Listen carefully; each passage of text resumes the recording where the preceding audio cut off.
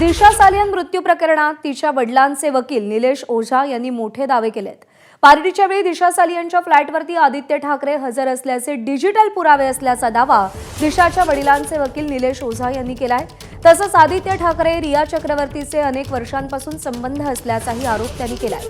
सीबीआयने clean chit दिल्याचं आदित्य ठाकरेंचं प्रतिज्ञापत्र खोटं असल्याचा दावाही वकील निलेश ओझा यांनी केलाय।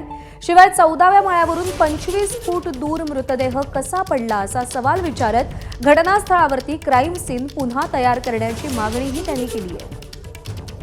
की रिया चक्रवर्ती आणि आदित्य ठाकरेंचे संबंध खूप जुने आहेत, वर्षापासूनचे आहेत।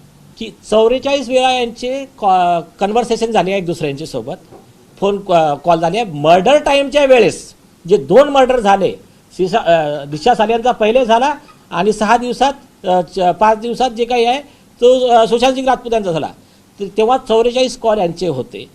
दिशा सालियनच्या फ्लॅटवर त्या दिवशी आदित्य ठाकरे, सूरज पांचोली होते हे प्रूव्ह करणारे digital proofs, mobile tower location आणि एक्स्ट्रा जे आत्ता नाही सांगत आहे मी, हे सगळे नार्कोटिक्स कंट्रोल ब्युरोच्या फाईलमध्ये आहे, समीर वानखेडे साहेब यांच्याकडे आहेत। मुख्य आरोपी आदित्य ठाकरे आणि सगळेजण सांगतात आदित्य ठाकरे आरोपी, आदित्य ठाकरे आरोपी, त्याच्यासोबत उद्धव ठाकरे पण आरोपी आहेत, त्यांच्यासोबत सूरज पांचोली पण आरोपी आहे, पोलीस अधिकारी पण आरोपी आहेत।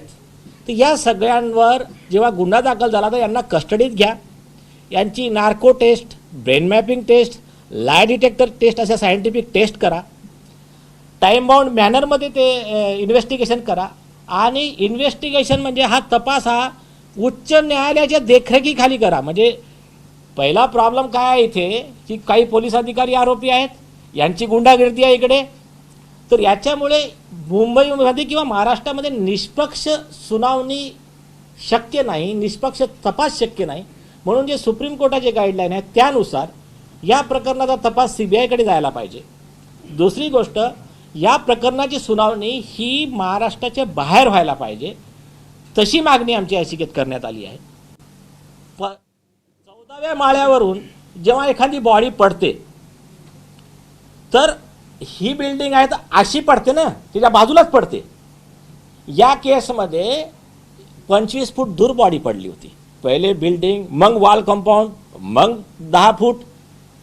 तर हे जे पॉसिबल नाही आहे, आमचे सगळे सायंटिफिक एक्सपर्ट, आमचे जे IRT आहे, आम्ही सगळ्यांशी डिस्कस केला आहे, त्याचे व्हिडिओ पण आमच्याकडे अवेलेबल आहे। पॉसिबल नाही, इम्पॉसिबल आहे। तर याला सॉल्व करण्याकरिता प्रोव्हिजन आहे रिक्रिएशन ऑफ द सीन। तो क्राईम सीन हा रिक्रिएट करायचा, दिशाच्या त्या वेटच्या एवढी एक डेड बॉडी म्हणजे दुसरी बॉडी बनवायची, त्या 14व्या माळ्यावरून त्याच ठिकाणातून वरती येऊन फेकायची। आणि याच्या प्रेयरमध्ये केलं आहे की ते सगळं व्हिडिओ रेकॉर्डिंग सगळ्या मीडियाच्या समोर करा, ते म्हणजे सत्य बाहेर। जर ती बॉडी खरंच 25 फूट दूर जाऊन पडली तर आमच्या सगळ्यांना हे प्रकरण चालूच नका तुम्ही, आम्हाला अशी शिक्षा देऊन टाका।